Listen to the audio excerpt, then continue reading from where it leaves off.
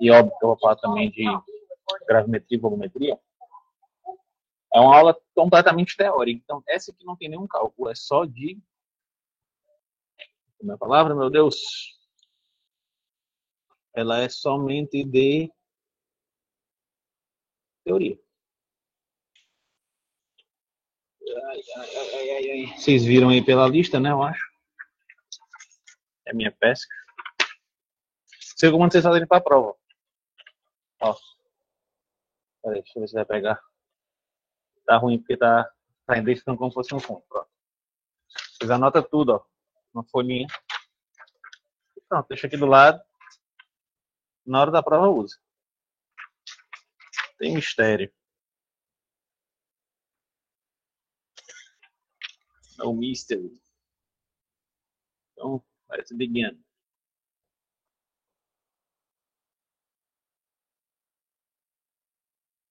Desconto de até 50%. Quero não, mais Piratex aqui. Então.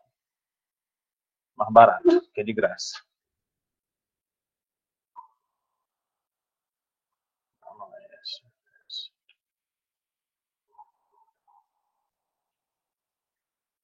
Até como mexer nessas propriedades aqui. Settings. Deixa eu fazer com besteirinha. Fechou. Highlight settings. Opacity.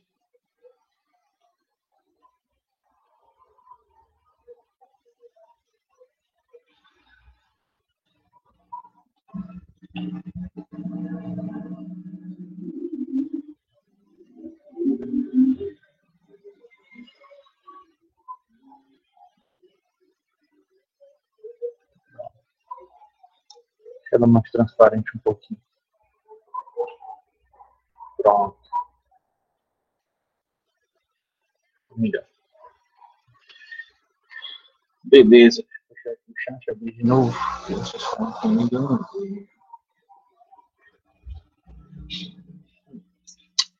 Beleza, galera. Então vamos começar.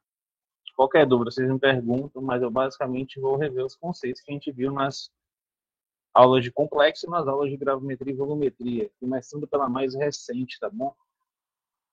Pessoal, eu preparei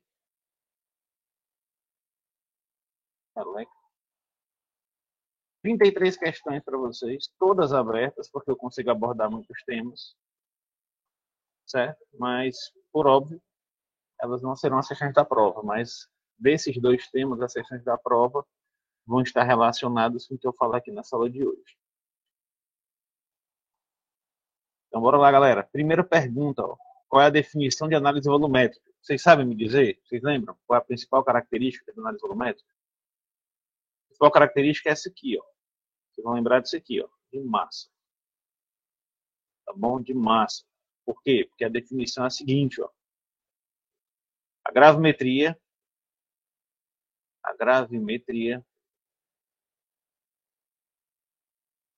analisa, quantifica, na verdade, ela quantifica o analito na matriz a partir da determinação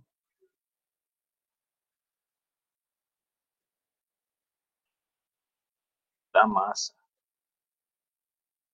Tá bom, galera? O ponto-chave é isso aqui, ó. Determinação da massa. É feita por peso. Tranquilo, pessoal? Aqui, tranquilo. Definição de análise volumétrica. Aí te pergunta, quais os principais tipos de análise gravimétrica? Nós temos 4 tipos. Quais são esses tipos, pessoal? A gravimetria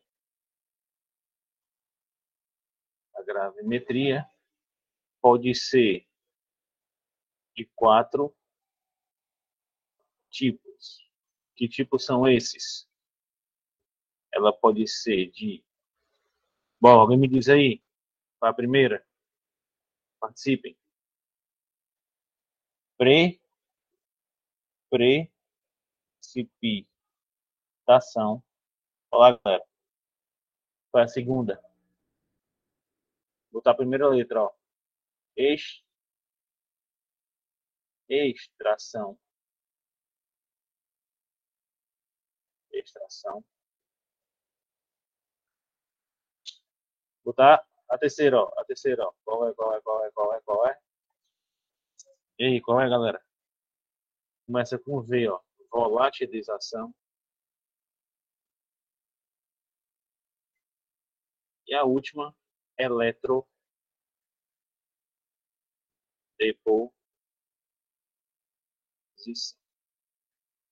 Tá bom? Esses 4 tipos aqui. Existem outros tipos? Existem. Esses são os principais, tá bom? Indica as etapas da análise gravimétrica por precipitação. Galera, nessa análise aqui, eu tenho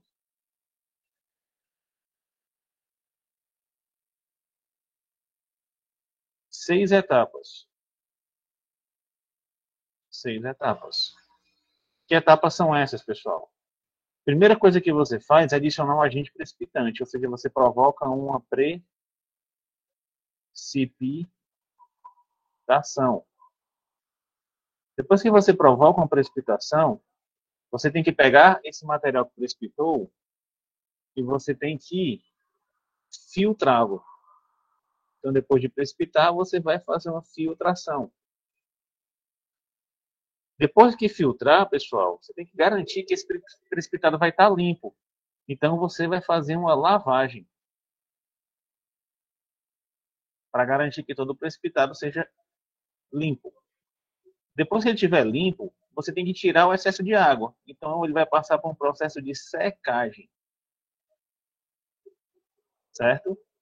Quando ele está seco, sem mais nada de água, está só o precipitado ali, ele vai ser pesado.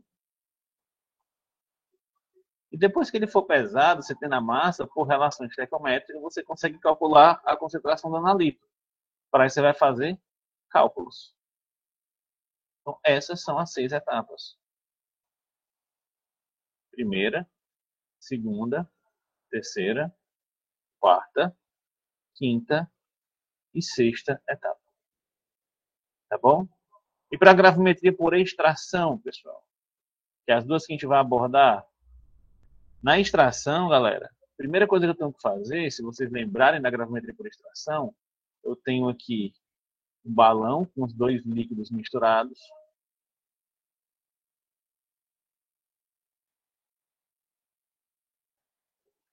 O balão está empenado, mas não está mal.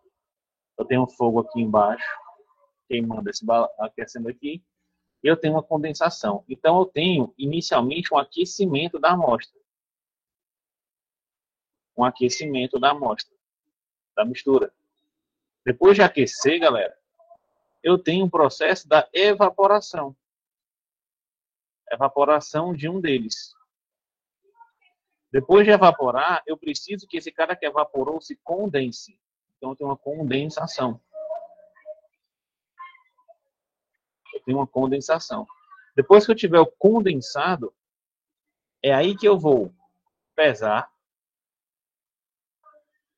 E tendo peso, eu vou fazer os cálculos. Aqui na extração, os cálculos têm uma coisa interessante, que é o seguinte: esses cálculos eu preciso determinar a densidade, para só depois de eu determinar a densidade, eu conseguir, a partir da relação massa-volume, calcular a concentração. A concentração do teu analítico. Beleza? Então aqui eu tenho uma etapa. Quantas etapas? 1, 2, 3, 4, 5 etapas. Simples, beleza? Nessa aula, ainda, eu não quero nada muito complexo de vocês. Semestre que vem é outra história. Vocês vão aprofundar bastante esse tema, principalmente de ou de precipitação. Mas aqui eu quero só que vocês saibam pelo menos a sequência, tá bom? Dos dois tipos. Tranquilo, galera? Alguma dúvida?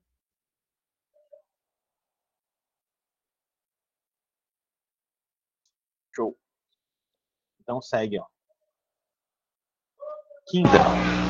Quais as principais características dos analitos para a gravimetria por extração?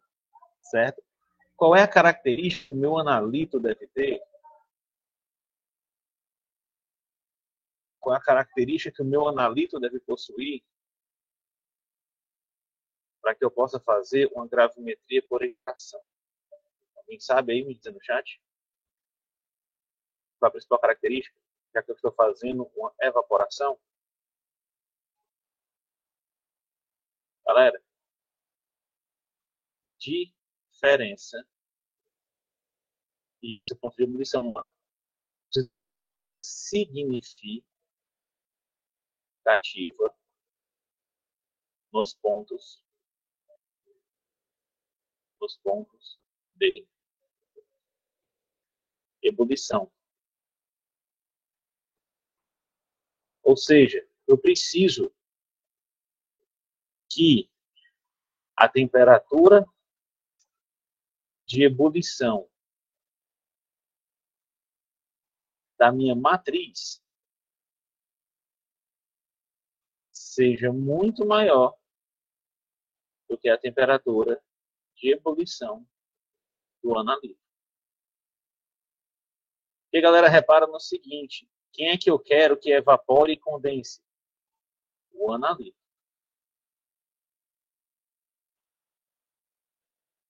É o analito que vai evaporar e depois condensar. Ok? Tranquilo? Suave na nave? Show de bola.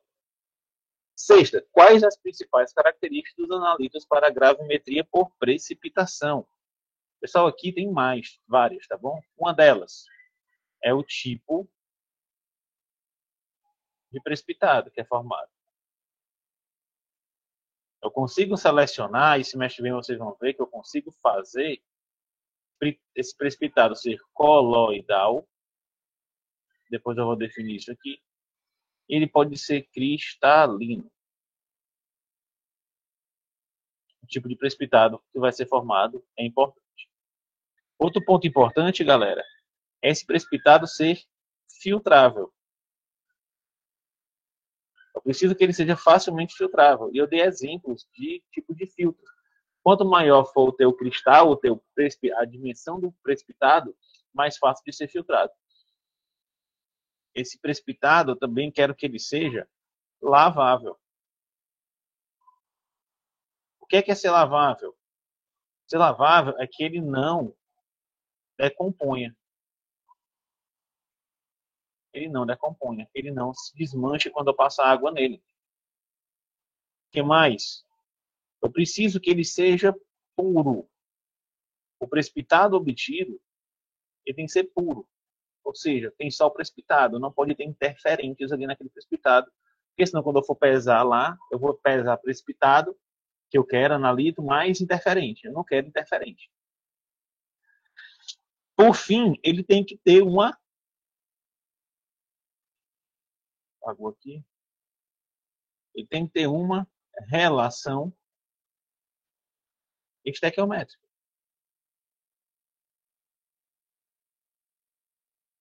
Ele tem que ter uma relação estequiométrica. Isso quer dizer o quê? Que o teu analito, quando ele forma o precipitado sólido, eu preciso que esses dois aqui, ó,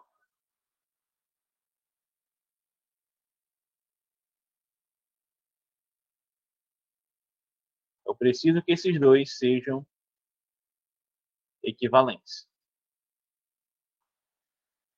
Equivalente. Galera, cuidado para não confundir. Equivalente não é igual. Equivalente é que tem uma relação. Eu consigo, a partir de um, saber a massa do outro. Certo? O que mais? Tranquilo aqui? No tipo de precipitado, características dos analíticos para gravimetria por precipitação? Certo? Aí ele pega aqui, quais as vantagens e as desvantagens da análise gravimétrica. Pessoal, desvantagem só tem uma, bota logo aqui, ó. A desvantagem é que ela é morosa. Morosa. Morosa. Moroso, galera. Morosa não é porque é do Sérgio Moro, não. Morosa quer dizer demorada. Demorada. Lenta. Tá bom? Cada análise gravimétrica demanda muito tempo.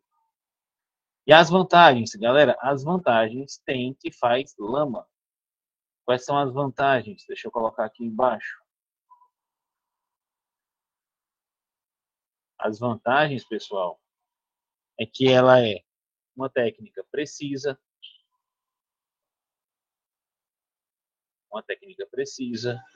ela é uma técnica exata. O que é ser precisa? Eu tenho pouca variação entre uma análise e outra. Isso quer dizer que tem um baixo desvio padrão. O que é ser exata? Resultado próximo ao real. Resultado real. Próximo ao teórico. Certo? Ela é uma técnica, a principal vantagem, ela é absoluta.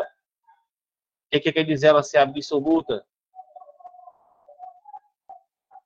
Não usa referência. Não usa referência. Certo? Não precisa de padrão. E por fim, mas não menos importante, ela é completamente checável. Checável, professor? Que palavra é essa? Checável. Ela é excelente, essa palavra. Eu consigo checar todos os passos. Eu consigo fazer uma análise na precipitação para ver se precipitou tudo.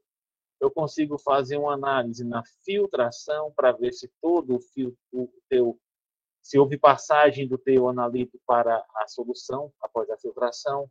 Eu consigo verificar a lavagem, se ele está se decompondo. Eu consigo verificar a secagem para ver se ele está sequinho mesmo. Eu consigo verificar a pesagem para ver se a minha balança está ok. Então, ela é checável, conferível, testável, checável ou testável em todas as suas etapas. Beleza, galerinha? Pessoal, vocês estão me acompanhando? Vocês estão dormindo? Vocês estão lavando louça? Tá tudo ok com vocês? É a nossa última aula do semestre para vocês chegarem lá na prova e se garantirem. Então é só para vocês terem certeza. Eu tô tranquilo aqui. Show de bola. Vocês estão quando eu faço as perguntas, vocês estão só me ouvindo ou vocês estão tentando pensar junto comigo? Eu tô tentando pensar, mas só que eu não consigo. Poxa, cara. Olha. Depois tentem refazer isso aqui. Tentem copiar, refazer o que eu fiz. Peguem um slide que vai ficar salvo, depois vocês tentam copiar tudinho, refazer tudinho, tá bom? Para vocês não se perderem na hora da prova. Quais os tipos de precipitados e a diferença entre eles? Galera, os tipos de precipitado e a diferença entre eles. Os precipitados podem ser coloidal ou cristalino. Aí as diferenças são em relação, galera, são simples, ó. Os precipitados coloidais, eles não filtram, praticamente nem filtram, não consigo filtrá-los. Eles também têm uma tendência a não precipitar, eles ficam em suspensão. E eles são pequenos, certo? Vou fazer isso aqui. eles são... Vai ficar ruim. Eles são pequenos. Pequenos quer dizer o quê? Eles são menores que 100 nanômetros. Tá bom? Os precipitados cristalinos, que está lá na minha aula, cristalinos, esses aqui já são o contrário. Ó. Eles são facilmente filtráveis. Eles se precipitam. E eles são grandes. Grandes em comparação, tá bom? Eles são grandes. Ou seja, maiores que 100 nanômetros. Basicamente isso. Bem simples. Galera, gravimetria é só isso aqui. Eu não vou cobrar na minha prova nada diferente disso aqui. Óbvio, galera, eu vou embaralhar as questões. Vão ser questões de verdadeiro e falso. A marca a opção correta. Eu vou dar uma afirmação, você vai ver a afirmação correta. Por isso que o conselho que eu dou é esse, de coração. Não vão na cabecinha de vocês pensar o seguinte, o professor vai passar esse slide que está tudo anotado. Na hora da prova, eu vou pegar esse slide e vou conferir no slide lá a resposta. Você pode perder tempo e você pode acabar errando. Tá bom? Porque vão ser questões de verdadeiro e falso. Então, a ideia é que você esteja mais afiado com esse tema. Que você copie o que eu falei, que você refaça, que você reorganize esse meu slide de uma forma que faça sentido para você. Depois que você reorganizou no papel, pronto, aquele papel ali é o teu guia, é a tua cola. Mas não usem o que eu fiz aqui como base. Como base, não usem como base, mas não use como o produto final, entendeu? Refaçam o produto. Beleza, agora falando de volumetria, defina análise volumétrica. Galera, é o oposto da gravimetria, tá bom? Se a gravimetria é uma análise, A gravimetria que vai quantificar o analito pela massa, a volumetria é uma análise que quantifica o analito a partir do volume, utilizando o volume. Tá bom? É isso. Simples assim. O que mais? 10ª. Quais as principais vidrarias da análise volumétrica e suas funções? Galera, as vidrarias são essas. É a bureta e o nosso Erlen. Erlen quem, professor? O Erlen Mayer. Beleza? Aquele que fica aqui, a taburetinha. Taburetinha aqui com a torneirinha. E o Erlen Mayer aqui embaixo. Tá bom? Características da bureta, galera. Quais são as características da bureta? As funções, na verdade. A bureta, ela vai conter o titulante. Certo? Geralmente, esse cara vai ter a concentração conhecida. Esse cara vai ter a concentração conhecida. Certo? Normalmente, aqui tu tem o teu padrão, seja ele primário ou secundário. E o Erlenmeyer, pessoal, o Erlenmeyer normalmente vai conter o teu titulado. Professor, isso é sempre? Não, não é sempre, viu? Ele vai conter o teu titulado. Ou aquele cara de concentração desconhecida. Beleza? É nele, no Erlenmeyer, que eu vou adicionar sempre, aqui é sempre, tá bom? É onde eu adiciono o indicador. As principais funções são essas: conter o indicador, conter o titulado, certo? Bureta, conter o padrão primário ou secundário. Você pode também colocar que o Erlenmeyer é onde ocorre a reação, certo? É onde ocorre a reação. Beleza? 11ª. O que são padrões primários e secundários? Em que situação são utilizados? Galera, essa aqui, ó, é para ser feliz. Padrão primário. O que é que eles são, pessoal? Os padrões primários e secundários. Só definir primeiro o que é que eles são. Deixa eu ver aqui, vou definir.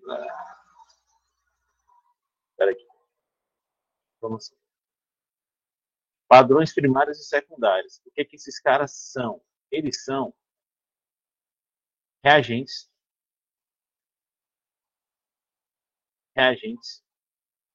que têm concentração conhecida,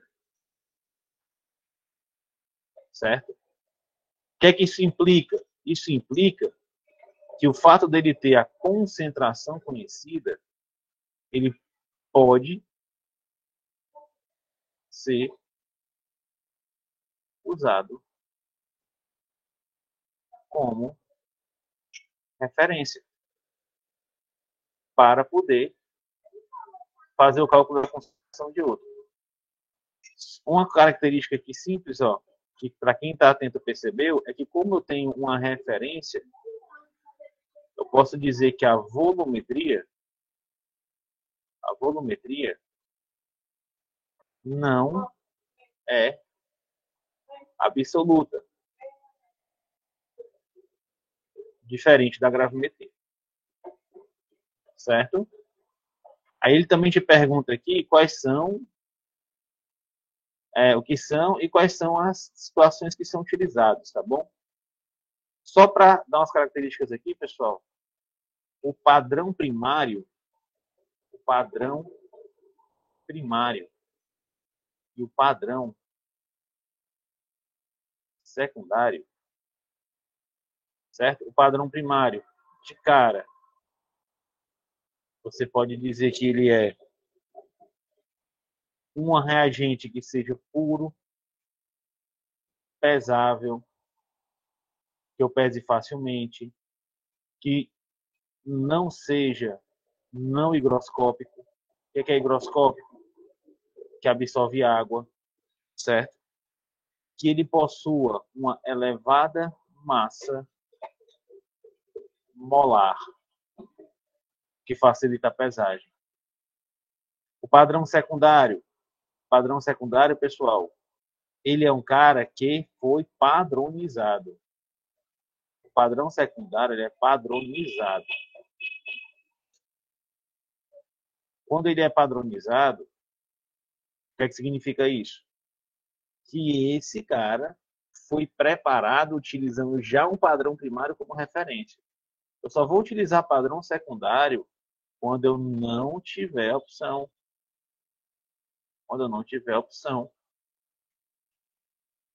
De padrão primário. Essa opção pode se dar de duas formas. Eu posso não ter opção por causa da reação. Não existe um padrão primário para aquela reação. Ou essa opção, ela pode se dar pela falta do padrão primário mesmo. Eu não tenho em mãos, pela falta dele. Tá bom? E aí, galera? Estão me acompanhando? Percebam que eu estou botando o máximo de informações que eu posso aqui, viu? 12ª. Ó. Tá tudo aqui, ó. Na folhinha de papel. Higroscópico, Luana, é que não absorve água. Tipo, o que é algo higroscópico? Algo higroscópico, ele tem a seguinte característica. Tu tem aqui o teu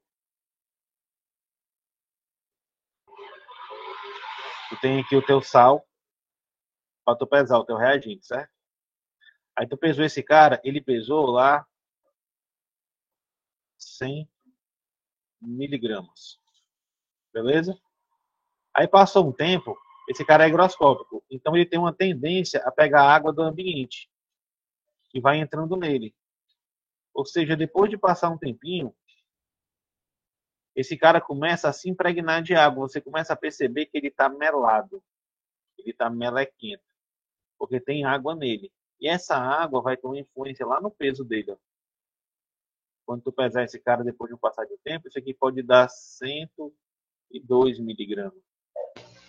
Ou seja, existe um erro aqui experimental ó, em função da higroscopia dele. Aí o que acontece? Eu não consigo determinar a massa real dele. Aí ele é um padrão secundário, porque eu não garanto que eu pesei de verdade. Já no padrão primário eu consigo, ele não absorve água, então o que eu pesei é realmente o que eu pesei. Ele não tem uma massa de água que está atrapalhando ali, influenciando na minha massa. Deu para entender? Deixa eu falar aqui. Certo? A 12ª aqui, ó. Como funcionam os indicadores na análise volumétrica. Galera, o indicador, galera, ele está aqui, ó. Ele é colocado dentro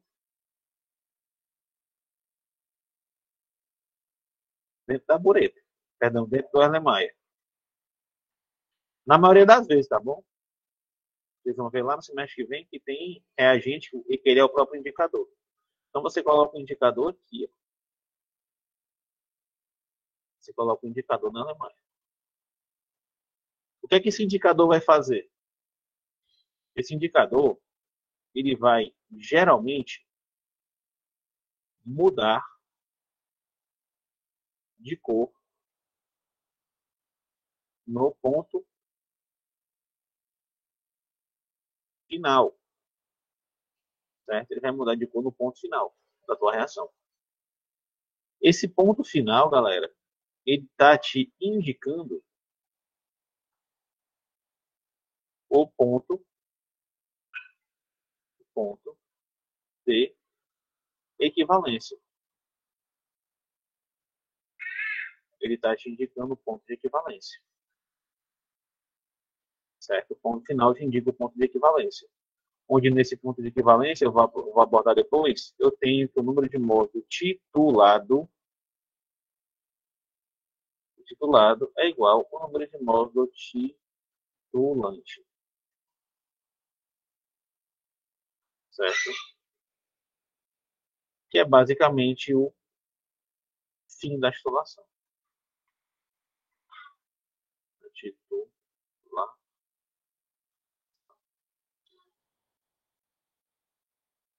Beleza, pessoal. Ele muda de cor no ponto final. Por que eu não vou aprofundar mais? Porque depende muito do indicador, certo?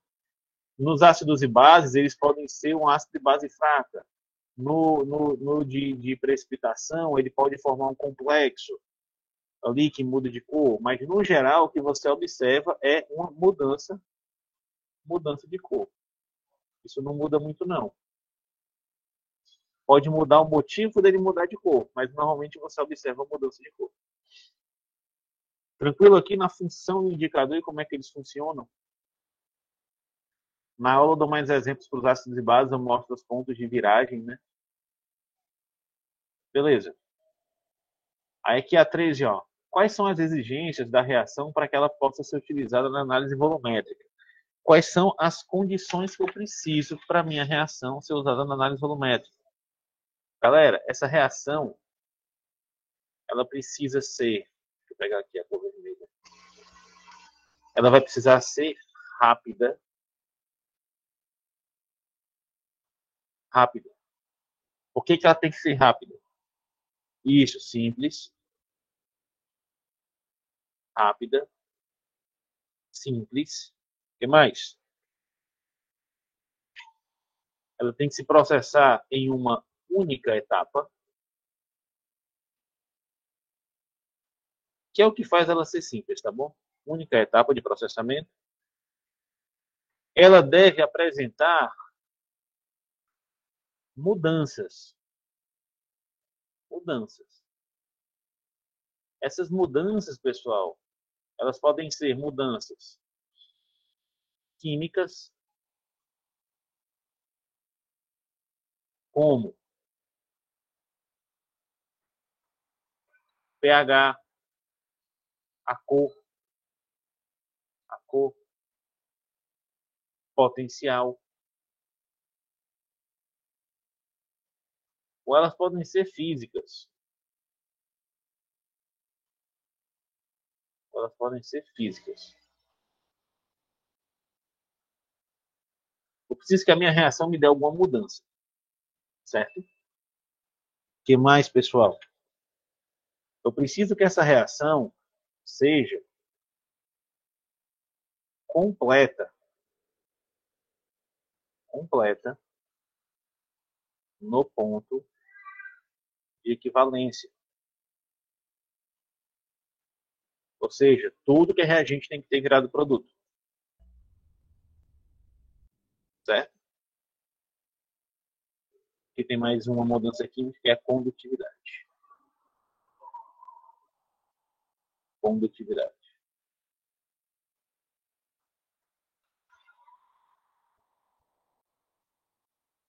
Beleza, galera? Só explicando. Por que tem que ser rápida? Porque essa reação, cai a gotinha, você agita ali, caiu aqui a gotinha. E agitando. Caiu a gotinha. Ela tem que se processar rapidamente aqui embaixo. Porque senão, meu amigo, cai uma gota, tu fica lá mexendo. Até dissolver tudo. Aí cai outra gota, aí tu vai. Então, um negócio que é relativamente rápido acaba demorando horas. Tá bom? Simples, porque eu não posso ter isso aqui, ó. O ideal é que seja A mais B formando C mais D que seja. Agora, se eu tenho A mais B formando C mais D, depois desse C mais D reage de novo formando E mais F, esse C mais D aqui, ó, agindo como um intermediário, como é que eu vou garantir que o meu indicador não vai reagir com o intermediário? Eu vou complexando o negócio, entendeu? Então, eu não quero. Eu quero que ela seja simples. Isso para quê? Para me selecionar se eu posso fazer a análise daquele analítico pela reação. Tá bom? Dou uns exemplos aqui. Por exemplo, ó, se eu quiser fazer uma volumetria para o HCl, eu posso usar o NaOH. Porque a reação deles vai dar NaCl mais água. É uma reação rápida, completa, mudança de pH do meio, ela é simples.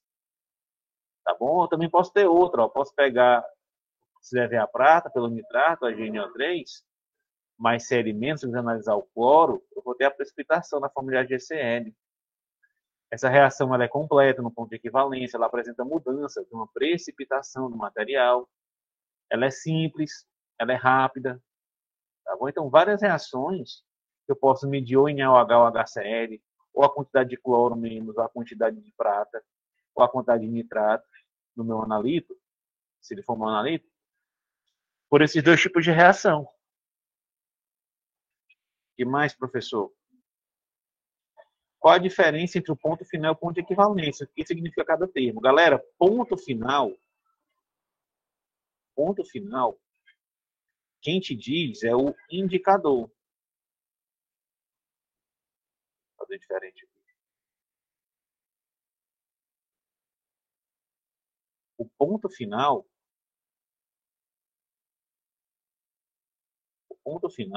ele é dado pelo indicador.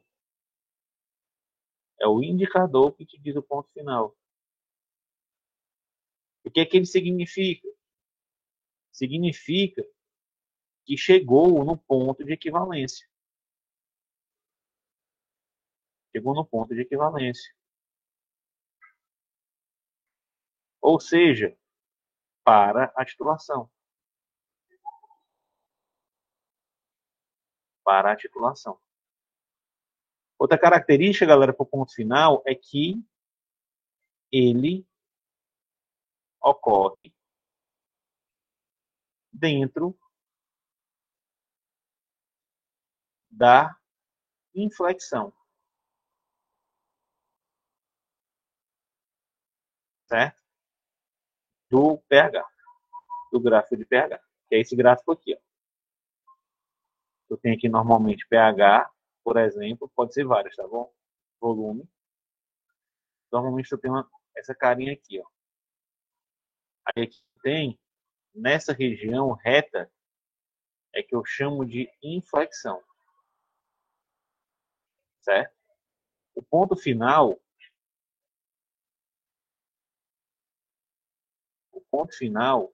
ele vai estar em qual? O ponto final, ele vai estar em qualquer ponto nesse inteirinho aqui, ó. Nessa faixa aqui. Já o ponto de equivalência, não. O ponto de equivalência,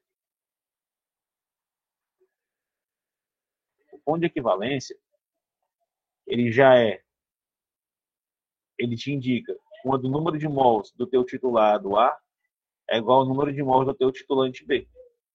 É aqui que eu vou poder aplicar aquela fórmula. No ponto de equivalência, eu posso dizer que o M1V1 é igual a M2V2. Certo? Esse ponto de equivalência, ele está no centro da curva, no centro da inflexão. Que é aqui, ó. Esse aqui é o ponto de equivalência. Tá bom? Enquanto que o ponto final ele pode estar em qualquer momento aqui dessa faixa, certo? O ponto de equivalência não, ele é no centro da faixa. Beleza? Dúvidas aí do ponto de equivalência? Do ponto final, diferença entre os dois? Sem dúvida. Assim. Deixa eu fazer assim. Vocês saberem que eu estou falando disso. Certo. 15. Quais os tipos e diferenças entre as reações volumétricas? Bom, tem 4 tipos. Eu tenho a de ácido base. Eu tenho a de precipitação.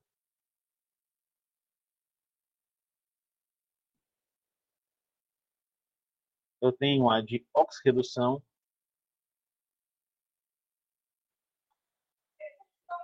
E eu tenho a de complexação.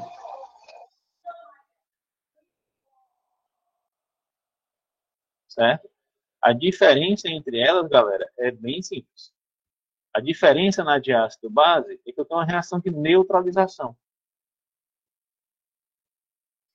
Certo? Ácido e base. Neutraliza. A de precipitação forma um precipitado. Meio óbvio, né?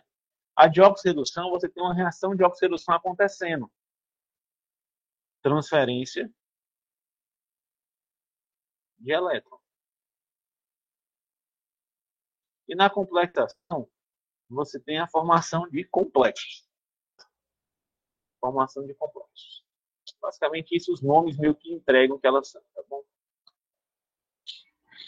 16ª, deixa coçando. Quais os tipos de análise volumétrica e suas diferenças? Galera, os tipos são 3, basicamente. Para complexação tem mais técnicas, mas em geral são 3 tipos. Que são a direta, a indireta,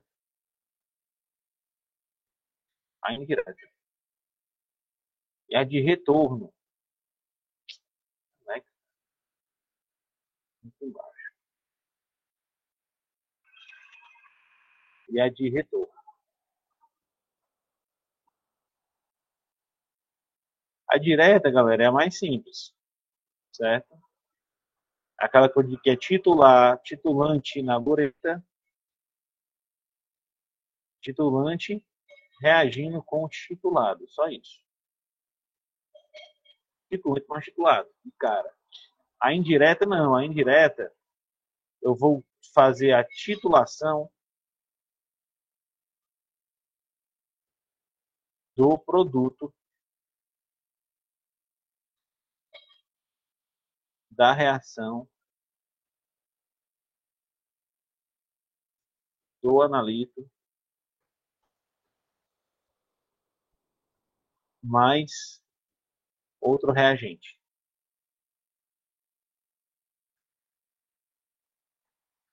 Beleza? Aí esse produto de reação que eu vou titular, ele tem que ter uma relação estequiométrica com o teu analito. E a de retorno, que é um pouquinho diferente das outras, você faz a titulação de um excesso excesso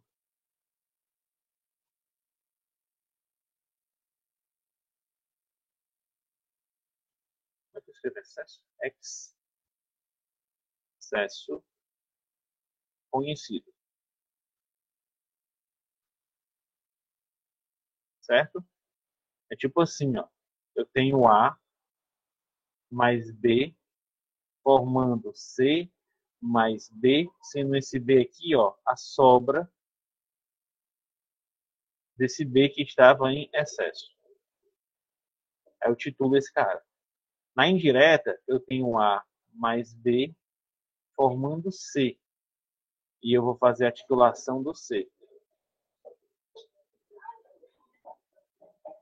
E na direta é o A e eu titulo A com B. Sem mistério. Dúvidas aqui nos tipos de reações volumétricas e nos tipos de análise volumétrica? Hein?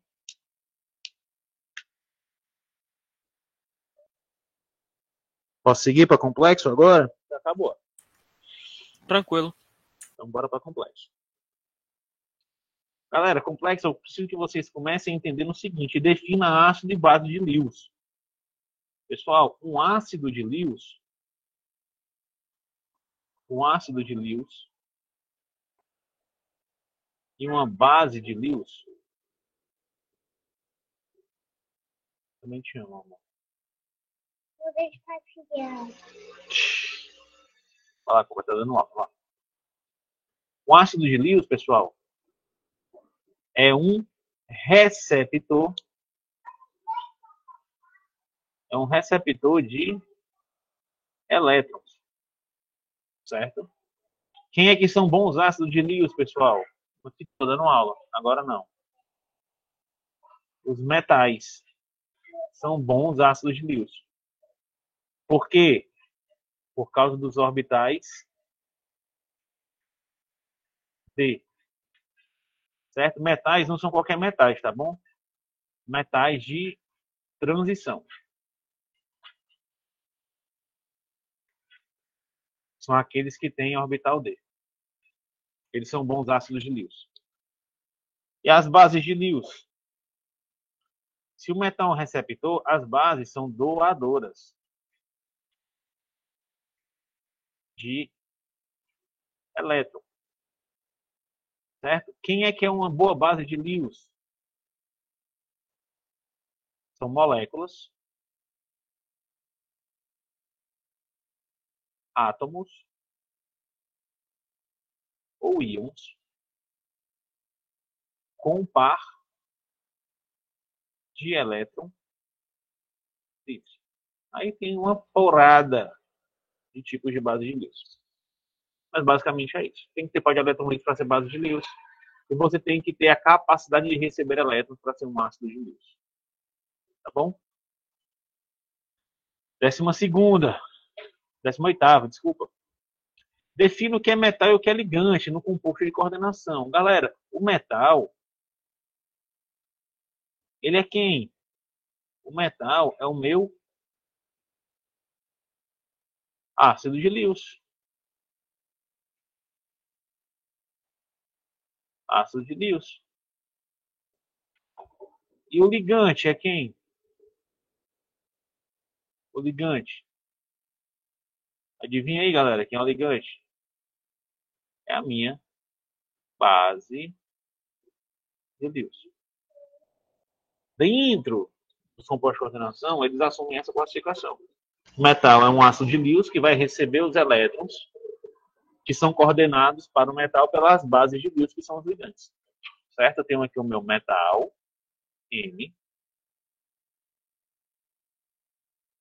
Eu tenho aqui o meu metal M. E eu tenho aqui os meus ligantes. Ó.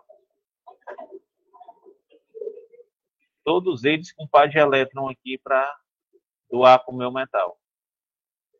O que acontece? Eu tenho os ligantes doando, compartilhando, né? Pares de elétrons com metais. Isso faz desses caras bases de Lewis e desses aqui ácidos de Lewis. Tá certo? Explique como é que o ligante se coordena com o metal. Galera, isso aqui foi os primeiros slides da minha aula. O conceito aqui que vai justificar essa ligação é o seguinte, ó. Hibridização do metal. Hibridização do metal. O metal, pessoal, ele vai formar um híbrido. Ele vai formar um híbrido do tipo sp3d2. Quer dizer o quê? Que eu vou ter aqui, ó, um orbital s, 3 orbitais p e 2 orbitais d. 2 orbitais d. Ou seja, eu tenho, ó, conte comigo. 1, 2, 3, 4, 5, 6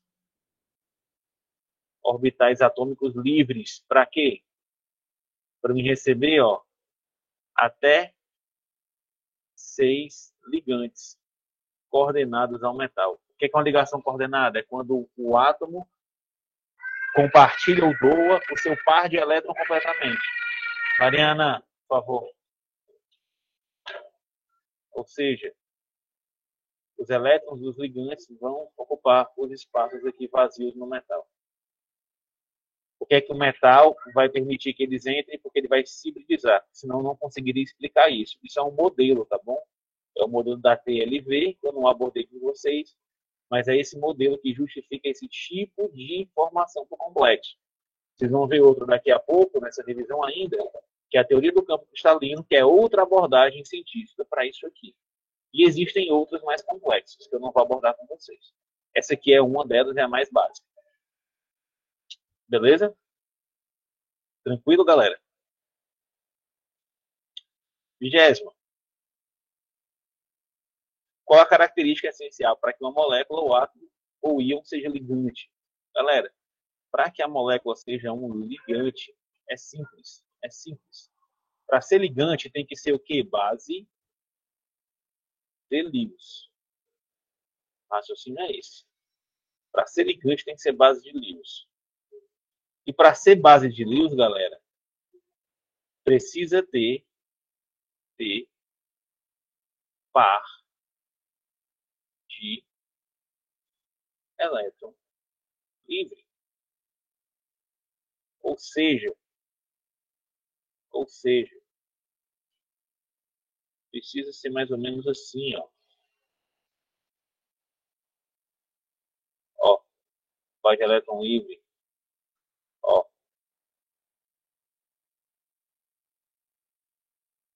par de elétron livre. Ó, o F-.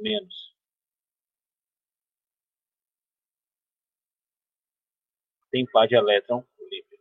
Essas bolotinhas que ficam ao redor do átomo. Tá bom? 21ª. Qual as classificações possíveis para os ligantes em relação ao par de elétron livre? Galera, aqui vocês vão lembrar da minha aula da bendita dentição, que eu até brinquei sobre ser dentista. Onde os teus ligantes podem ser. Vocês lembram, né? Por favor, né? Monodentado, bidentado, tridentado, tetradentado,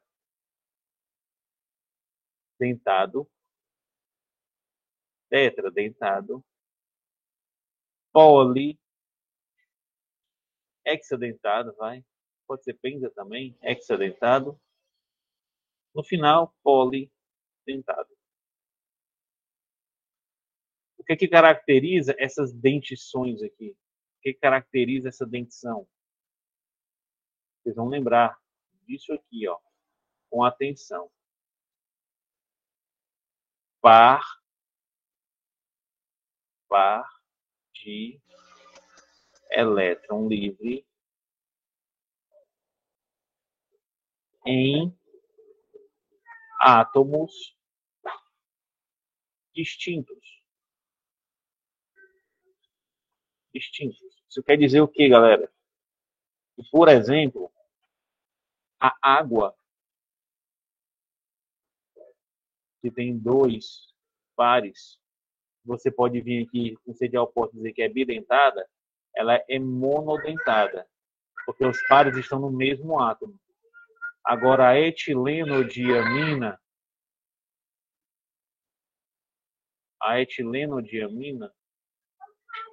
ela tem pares de elétron, mas em átomos diferentes. Ó.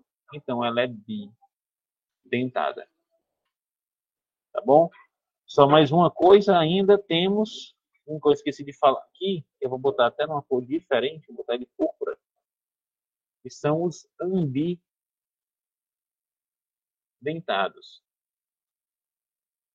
Como é que são os ambidentados, pessoal?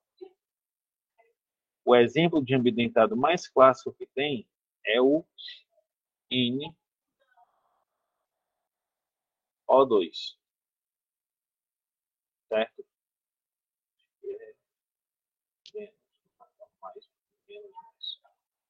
O NO2, que ele pode se coordenar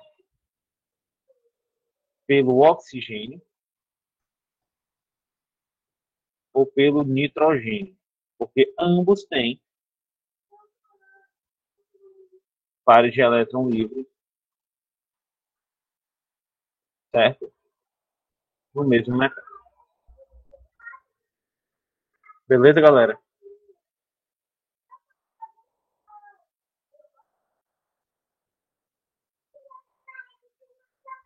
Tranquilo, pessoal? Dúvidas? Tranquilo. Repito. Luana, ponto importante. Par de elétron livre em átomos distintos. Por que que a água é monodentada? Porque eu tenho, ó, dois pares no mesmo átomo. Então, esse cara não pode se ligar de forma diferente. Você só consegue se ligar uma vez com oxigênio. Esse outro par não vai... Não existe coordenação dupla, tá bom? Não existe isso aqui, ó. O ligante se coordenando 2 vezes. Só que seria possível no mesmo átomo. O que pode acontecer no caso da etilenodiamina é tipo isso aqui, ó. A mesma molécula se coordena 2 vezes, mas se coordena por átomos diferentes. Que é o bidentado. O tridentado, tem outros exemplos na outra aula, que ele fez te desenhar. Tá bom? E o ambidentado, Luana, é porque eu tenho aqui o oxigênio com par de elétron e o nitrogênio com par de elétron.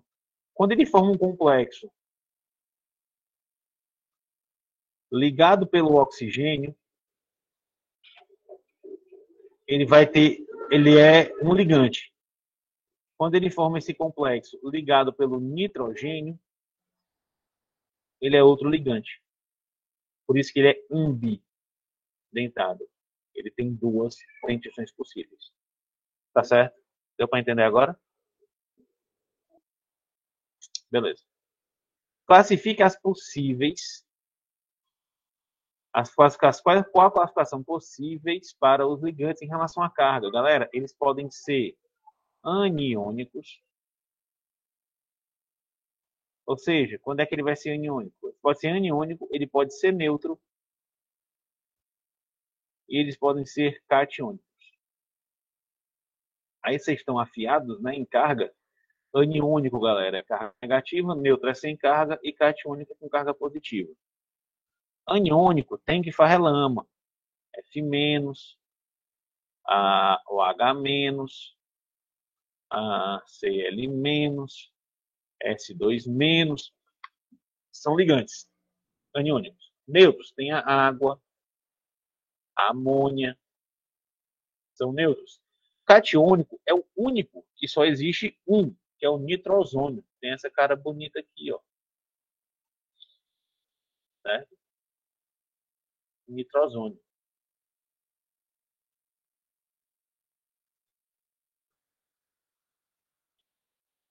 Beleza? São as classificações possíveis.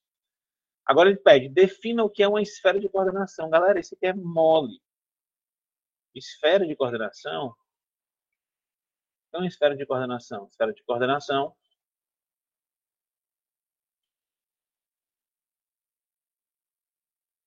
são os grupos que cercam o metal. Que cercam o metal. Como assim, professor? Assim, ó. Tu tem aqui o teu metal e tu tem ao redor do teu metal os ligantes. Digamos que eles sejam ligantes aniônicos. Aqui tu tem a tua primeira esfera de coordenação. O primeiro grupo que cerca o teu metal são os ligantes aniônicos. Para compensar esses ligantes aniônicos, eu preciso, Mariana, estou dando aula, por favor. Eu preciso de cátions de compensação, de carga positiva.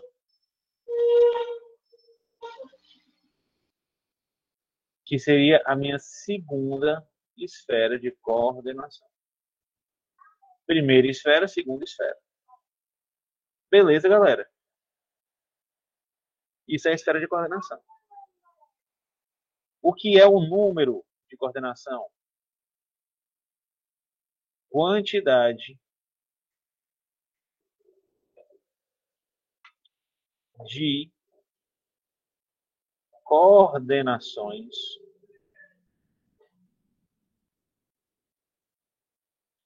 que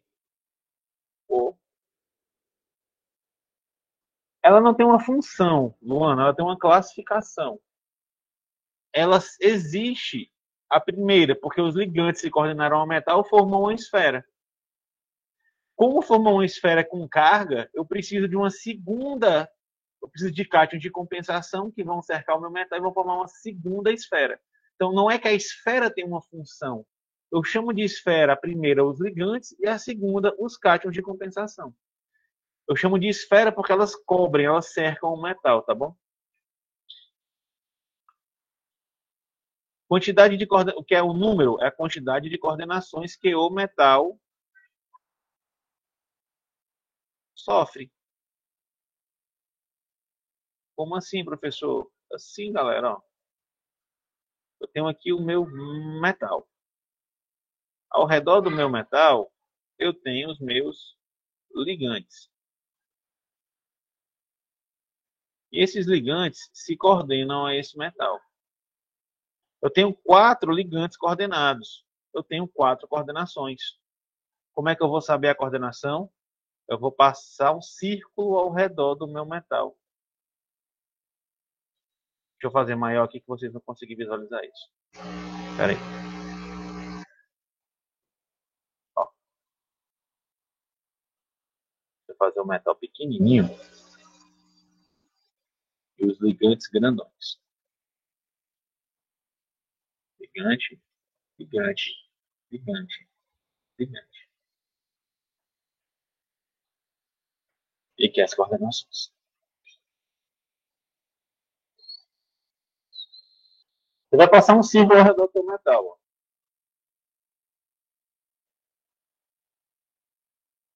Dentro desse círculo, conta quantas ligações entraram. Ó. 1, 2, 3, 4. Então, o número de coordenação é 4.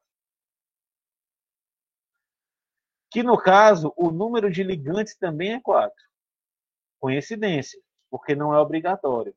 Por exemplo, eu posso ter um metal. Eu tenho aqui, ó, uns ligantes bidentados. Ó. Ligante, ligante. Esses dois ligantes vão fazer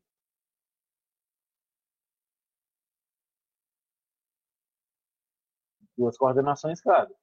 Aí quando você passa o traço lá dentro, ó, círculo do teu metal.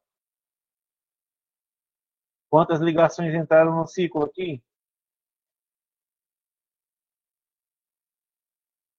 Todo mundo consegue ver 4 ligações dentro do ciclo? Então, o meu número de coordenação é 4. Mas quantos ligantes eu tenho? Só 2. Tá bom? Então, o número de coordenação não tem a ver com o número de ligantes, e sim com o número de coordenações que o teu metal sofreu. Certo? Seguindo em frente, para a gente terminar. Tá quase. Quais as classificações possíveis para os complexos quanto à sua carga? Galera, os complexos, eles podem ser, gerar o complexo todo, tá bom? Ele pode ser catiônico, ele pode ser aniônico, ele pode ser neutro. O que é que vai dizer isso aqui? Se ele vai ser catiônico, aniônico ou neutro? Presta atenção, pessoal, isso aqui é um pouquinho importante, talvez vocês tenham um pouquinho de dificuldade. Os metais, em geral, quando eles vão se formar complexos, eles são primeiro eles são ionizados, certo? Então, por exemplo, tu tem aqui o cobalto, ele, antes de formar o complexo, ele é ionizado. O cobalto 3+. Então, o que tem normalmente aqui é o metal ionizado, é o metal na forma de íon, certo? Tu pode ter o ferro na forma de ferro 2+, ou ferro 3+, tá bom? Você vai ter ele na forma de íon. Sabendo disso, eu vou deixar de forma genérica aqui, tá certo? Vou deixar de forma genérica. Quero fazer o seguinte com vocês. Cadê de forma genérica? Vou fazer o M, 2+, M, 2+, e M, 2+. Metais com a mesma carga, tá certo? Presta atenção aqui agora, pessoal. Os meus ligantes, vocês lembram que eu tenho um ligante que pode ser aniônico? Ele pode ser, estou fazendo aqui um código, um ligante neutro, e ele pode ser um ligante, que no caso só tem um, catiônico. Lembram disso? Beleza? Então fica aí. Azul é aniônico, L é neutro, L+ é catiônico. Esses caras podem se coordenar ao metal. Então, presta atenção. Eu vou usar praticamente só o azulzinho. Ó.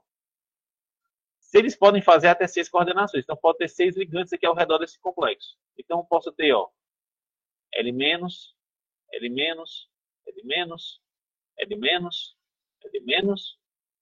L-, L-.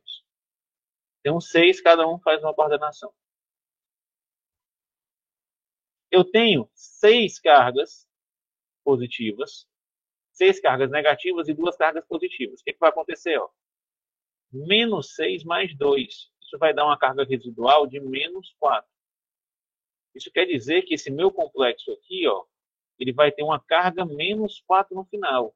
Ele vai ser um complexo aniônico.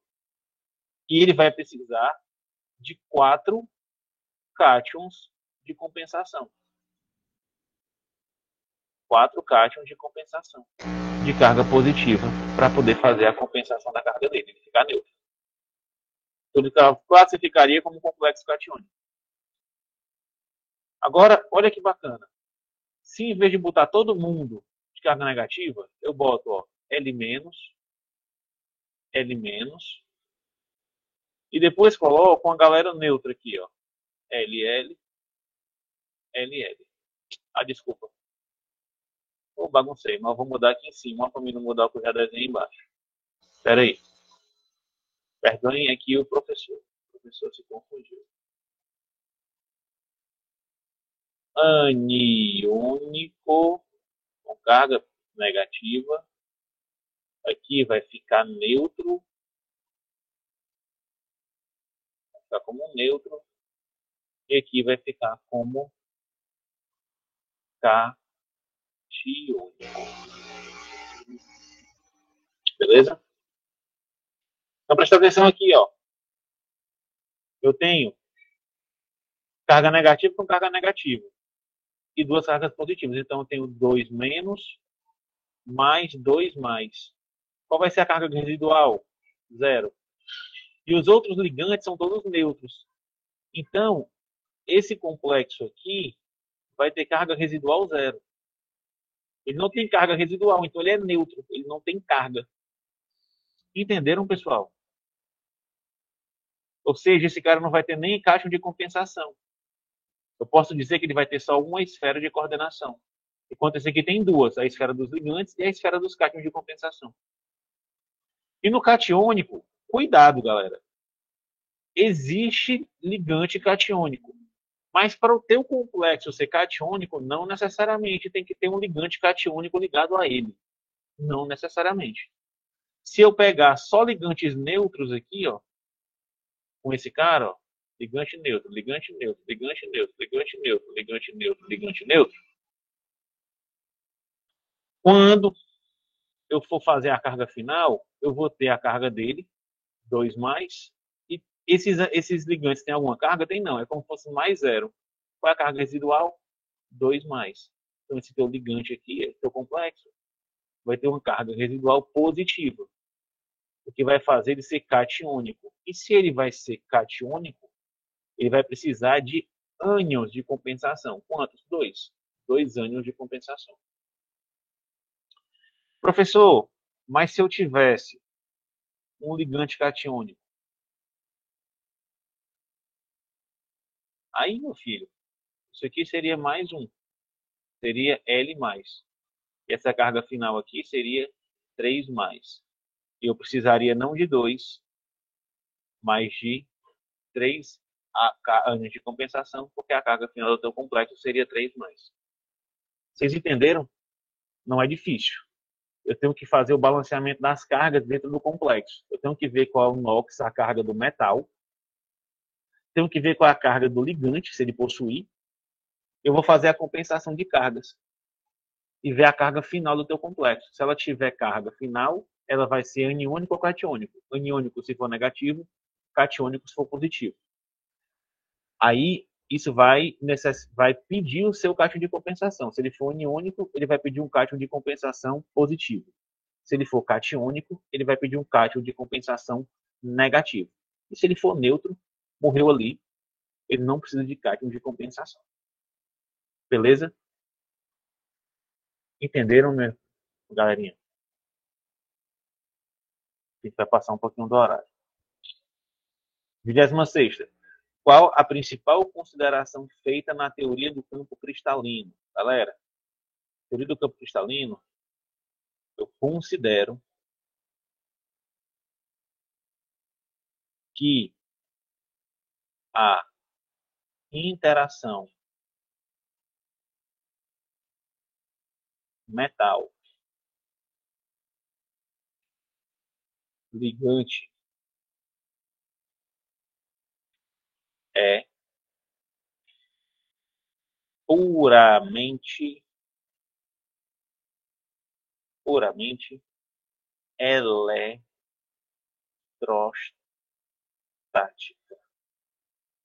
Isso quer dizer o quê? Que eu estou tirando a química do negócio. Eu paro de considerar a formação de ligações químicas. Eu passo a considerar somente atrações eletrostáticas. Aí eu dei aquele exemplo na aula que eu tivesse uma esponja metálica e essa esponja é deformada pela aproximação dos ligantes. É como se a aproximação dos ligantes deformasse a esponja. Certo? O que é o desdobramento do campo cristalino? Galera, o desdobramento do campo cristalino é a quebra, olha aqui, ó, que palavra bonita. É a quebra da degenerescência dos orbitais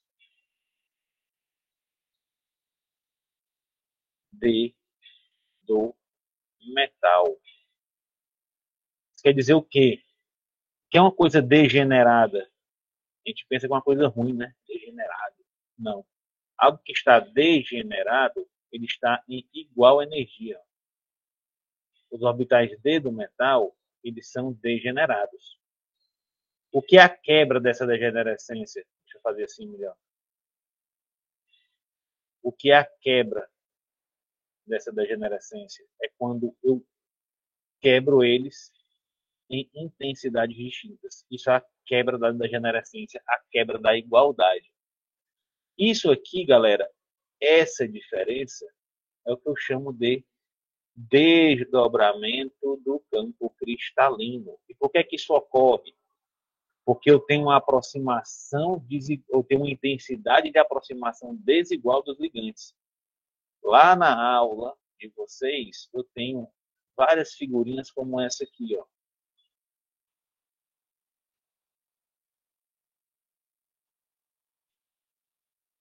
Que são os orbitais D, onde eu tenho vários que são entre as linhas do plano cartesiano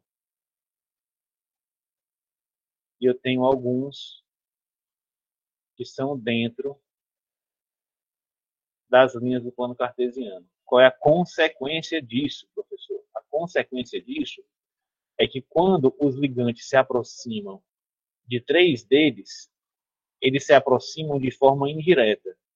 E de 2 deles, eles se aproximam de forma direta. Esses aqui, ó, que eu chamo de EG, são os que eles aproximam de forma direta, e esses de baixo, que eu chamo de T2G, são os que eles se aproximam de forma indireta. Tá bom? Isso é o desdobramento. Por que esse desdobramento ocorre? Acabei de explicar aqui, ó. Respondi duas em uma. Por causa da aproximação, por causa da repulsão, vamos lá, escrever com a palavra certa. Por causa da repulsão dos elétrons do metal com os do ligante.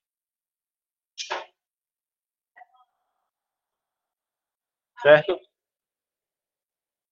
Tranquilo, galera? Tá dando para acompanhar?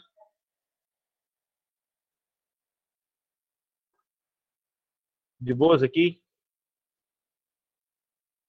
Beleza, estamos terminando. Qual o efeito do desdobramento do campo cristalino nas cores dos complexos? Galera, o efeito é o seguinte, ó. Como eu tive um desdobramento, antes eles eram de igual energia. Aí eu tive um desdobramento, ó. Agora eles têm energias diferentes. Isso permite que os elétrons possam variar de níveis dentro do orbital D. E essa variação de nível vai fazer com que o elétron se excite quando ele absorve energia e que ele volte quando ele libera energia. E essa volta emite um comprimento de onda HNI, certo? H sobre lambda, comprimento de onda, melhor, comprimento de onda lambda, que é basicamente a cor que você vê, se for na região do visível. É isso aqui. Efeito de desdobramento cristalino, natureza complexos, é por causa disso aqui, ó, acabei de falar. Mais uma. Como o tipo de ligante pode afetar o desdobramento do campo cristalino? Galera, existe uma coisa chamada série espectroquímica, que é tabelada, tá bom? Série espectroquímica, onde quanto mais forte o ligante, maior o desdobramento.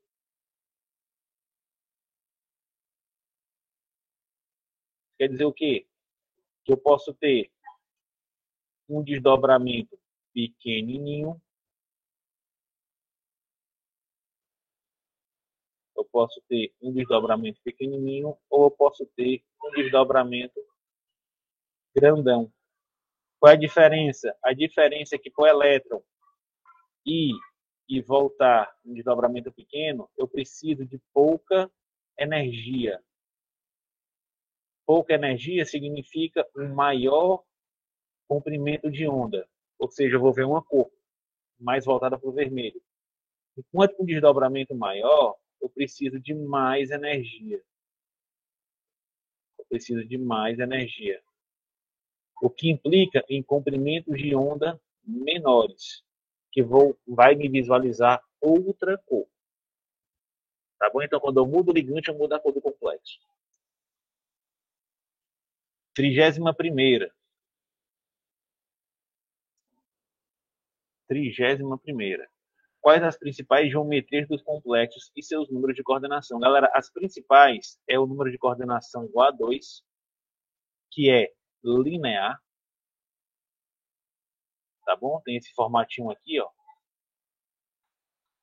O metal no meio, tá bom? Eu tenho o número de coordenação igual a 3, que é a trigonal, que tem esse formatinho aqui, ó. Vou fazer assim para diferenciar. Eu tenho um número de coordenação igual a 4, que pode ser quadrada, planar, que é assim.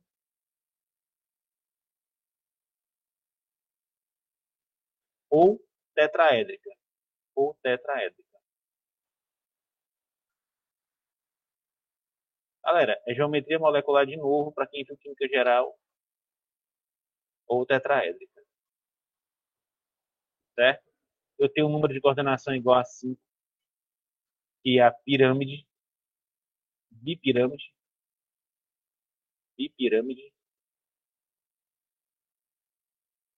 certo? Que é essa aqui, ó.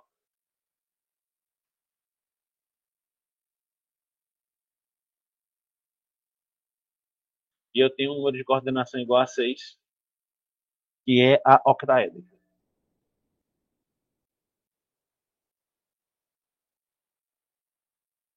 Que é essa aqui. Ô, luzinha boa, bicho. Tu é doido. Se não fosse essa luzinha, eu tinha que fazer tudo isso antes no computador. As mais comuns, galera, número de coordenação 4, 5 e 6. De longe, são as mais comuns. Tá bom? Número 2 e 3 tem muito pouco. 7, 8, 9, 10, 11 e 12, menos ainda. Estou acelerando um pouquinho para dar tempo de ver tudo. Tudo que eu estou botando aqui pode cair na prova, tá bom? Tudo que eu estou botando aqui de complexo pode cair na prova. Tu é doido, Vicente, é bom demais, cara. Onde é que eu consegui fazer isso aqui? Dá para entender, não dá? O que eu estou desenhando, o que eu estou explicando para vocês? Como se eu estivesse no quadro. É doido, é bom demais, bicho. Posso escrever, posso fazer tudo. Quais os tipos de isomeria que os complexos podem possuir? Galera, isomeria. Isomeria de ligação. Isomeria de ligação. Isomeria de hidratação. Isomeria de ionização. Essas aqui, galera, são classificadas como estruturais, porque mexem na estrutura. Aí nós temos as geometrias cis-trans e a geometria facial, FAC, meridional, MED, que são IA ótica, que são isomerias espaciais. A diferença aqui é que as estruturais muda a molécula, muda as ligações, as coordenações, e as espaciais só muda a posição dos átomos. Tá certo? E para finalizar, cite os tipos de isomeria e dê exemplos da mesma. Então, vou citar, tá bom? Vou fazer com vocês uma por uma desenhando as isomerias. Olha como eu sou legal. Para vocês não terem erro na prova. Então, galera, das de estrutura, nós temos as de ligação, que vão ocorrer quando tu tem um ligante ambidentado.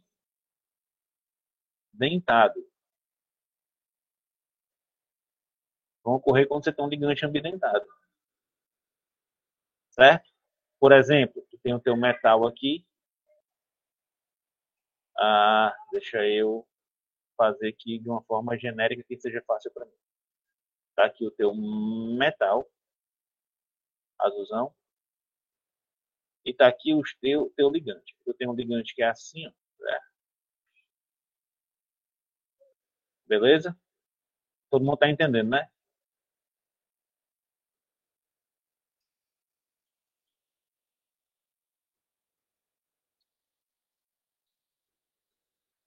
Certo? Aí ele dá aqui coordenada, ó.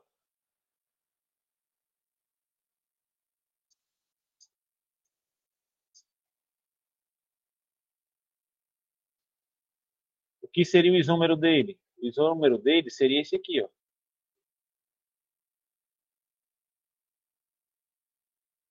Você troca só esse meme aqui por alguma coisa que seja de verdade, tá bom? Mas que é para você ficar com um exemplo desenhado na sua cabeça.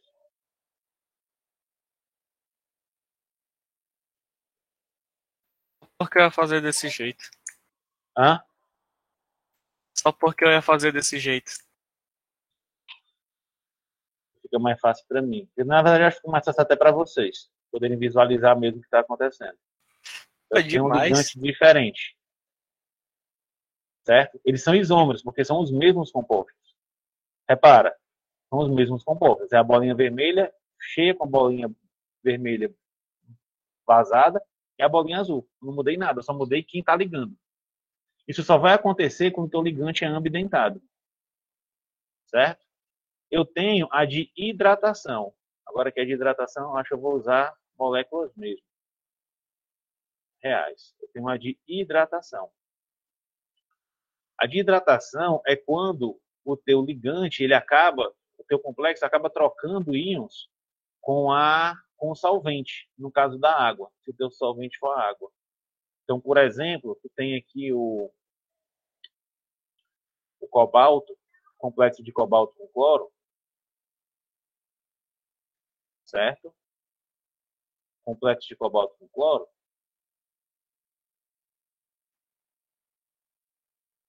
E o solvente é a água, tá bom? Já que é hidratação. Hidratação remete a quem? Remete a água. Deixa eu botar outra coisa aqui. Hidratação remete a água. Então, o que é que tu tem aqui fora? Aqui fora tu tem água. H2O. Beleza? Aí qual é o isômero? O isômero vai acontecer quando eu tiver uma troca. Entre quem?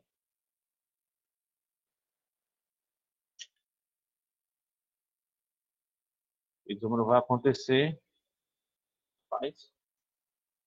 quando eu tiver uma troca de um dos teus ligantes iniciais, cloro, cloro, cloro, cloro, cloro, cloro aqui fora, H2O. Percebeu que entrou água na tua molécula? Entrou água na tua molécula, tu teve uma hidratação. Certo? Eu vou botar uma barra aqui para me ganhar espaço, porque a ionização é a mesma coisa. Só que em vez de ter água aqui fora, tu teria, por exemplo, o bromo, outro íon. E o que entraria aqui não seria água, seria o íon de bromo. Então são semelhantes, tá certo? São semelhantes. Hidratação quando quem entra é água, ionização quando quem entra é o íon, bromo, outro ligante, troca de lugar, certo? O que está acontecendo aqui, galera, O pessoal chama até de isomeria de coordenação. Coordenação é outro nome para isso. Por quê de coordenação? Porque ocorre na esfera. Ocorre na esfera de coordenação. Certo? Beleza? E agora nós temos as espaciais. As espaciais. Vou passar aqui uma linha divisória. Que é a cis-trans.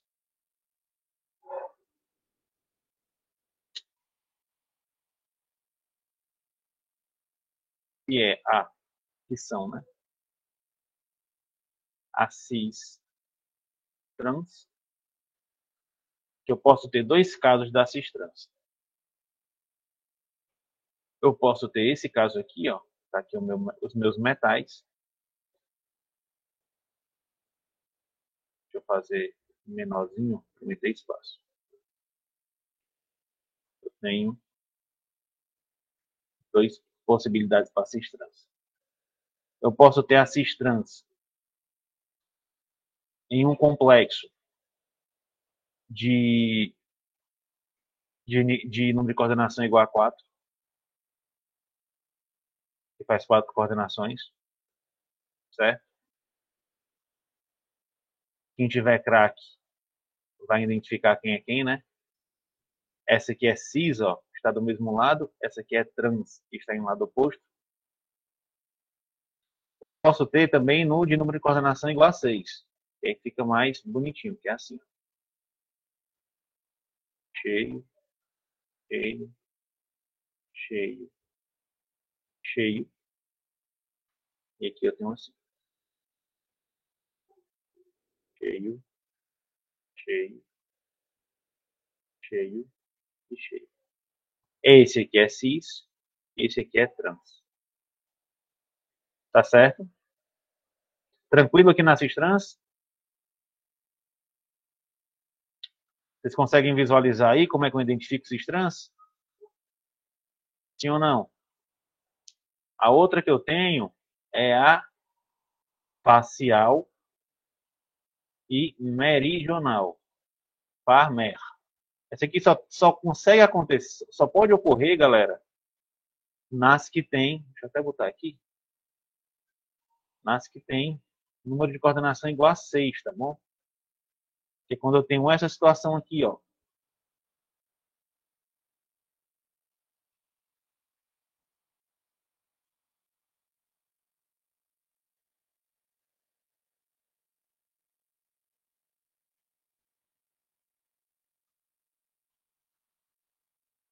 ou assim.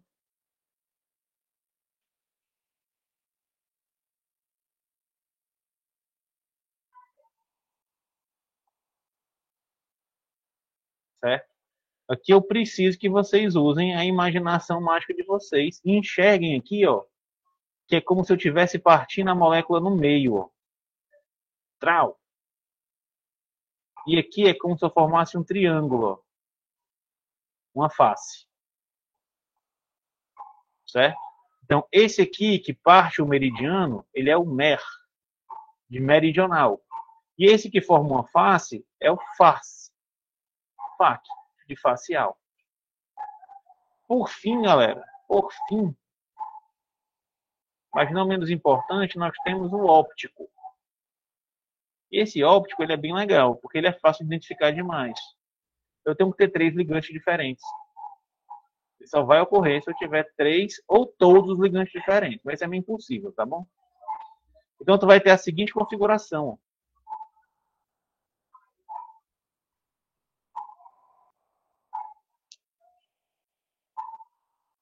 Você vai ter a seguinte configuração.